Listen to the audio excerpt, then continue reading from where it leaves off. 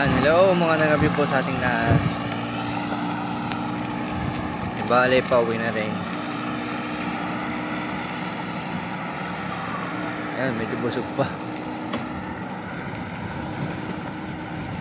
Well, anyway, gusto ko lang, meron lang gustong dito bahagi sa inyo na isang binanggit din lang sa akin ng mga kasama ko mga rider sa Foodpanda.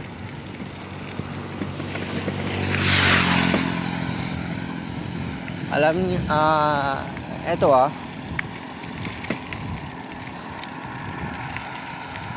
nire-recommend nila sa akin na bakit daw hindi ako mag-vlog. Okay. Actually, simple lang po kasing sagot sa tanong. Pero ang ganito na muna. Ang sinagot ko na muna sa mga kasama ko. Sabi ko, hindi ako yung tipo ng taong pang vlog or something na entertaining yung mga sinasabi. Kasi kung mapapansin niyo naman yung yung mga ginagawa ko, it seems to be documented. So ibig sabihin nun, pag nag-create ako ng video, hindi po siya well entertained. Kung makikita nyo kung ano yung video, kung ano yung nahagip na ng camera ko, yun na yun. Wala na siyang ka-edit, wala na siyang ka-effort. Napaka-effortless. Pero full effort po yung ginagawa ko na pagdo-documents, kasi nga into that certain activities, i-document mo yun na kahit na ano yung mga pangyayari or mangyayari doon sa video, yun na yung documentation mo. Unlike kasi sa mga vlogger, meron silang ini-aim na tawag dito, ini-aim na content. Yan. Kasi wala naman kasi akong content, or wala naman kasi akong content na dapat yun yung magiging goal ko. It seems to be kung mapapansin nyo sa mga content creator, talaga sasabihin nila na okay guys, ganito ganyan,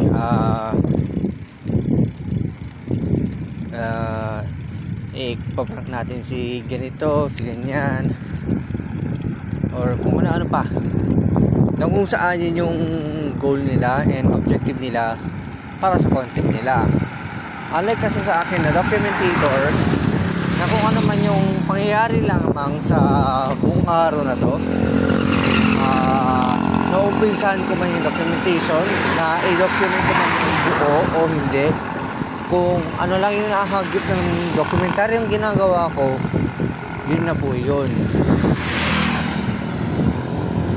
Kasi kaya ako mas ginustong maging documentator na lang kaysa sa mag-vlog. Ayoko po kasi na parang meron pang ibang tao na nadadamay or magagamit. Di ko lang kung tama po yung mga term na sinasabi ko, madadamay or magagamit para lang sa pag-raise ng views or kung ano man. Sa akin lang kasi, kung ano po mismo yung purong talento ko, yung purong kakayahan ko lang, doon lang po kasi ako. I want to purify my talent. Yun lang po yung nais ko at intention ko. Kaya ako nag-decide na maging documentator lang po. Ngayon, kung mapapansin man po ng maraming tao, or ma-view man po ito through social media ng maraming tao, well, thankful pa rin po ako. It's either marami man pong makabili sa akin or kukunti lang po, ayos na po sa akin. Ang importante, kung ano po yung laman ng kung ano po yung laman ng dokumentaryong naisagawa ko or nagawa ko, yun po yung pinagpalaka po para sa akin. Kasi yun po yung isa sa magpapatunay na yung ganitong bagay ay nagawa ko to, natapos ko to ng ako lang. Kaya nga po, yun na yung pasya ko na maging documentator lang. Kung ano man yung makikita nyo sa mga bawat video ko, yun na po siya. Hindi na po siya mababago.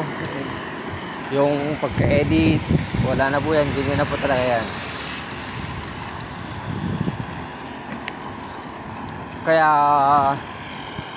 yung mga upcoming documents ko within the day, tignan nyo na lang kung ano yun. Kasi di ko, kahit sabihin natin may plano, pero hindi ko alam kung anong mangyayari kasi kinabukasan eh.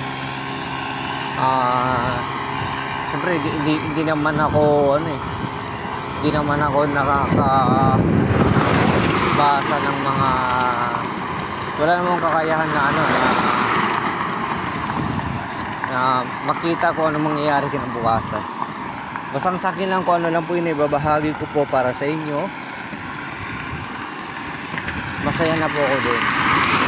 Mapanood man po ito ng maraming tao or ng kaunti o ng ilan lang, ayos lang po sa akin. Basta importante, lahat po ng mga sumusuporta at sumusubaybay sa akin ay andyan lang po kayo.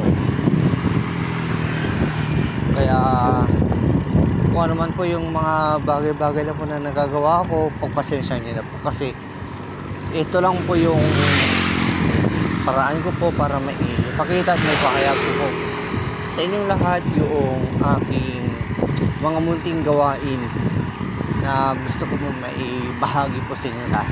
So yun lamang po, maraming salamat at ingat po tayo lagi, and God bless po sa ating lahat.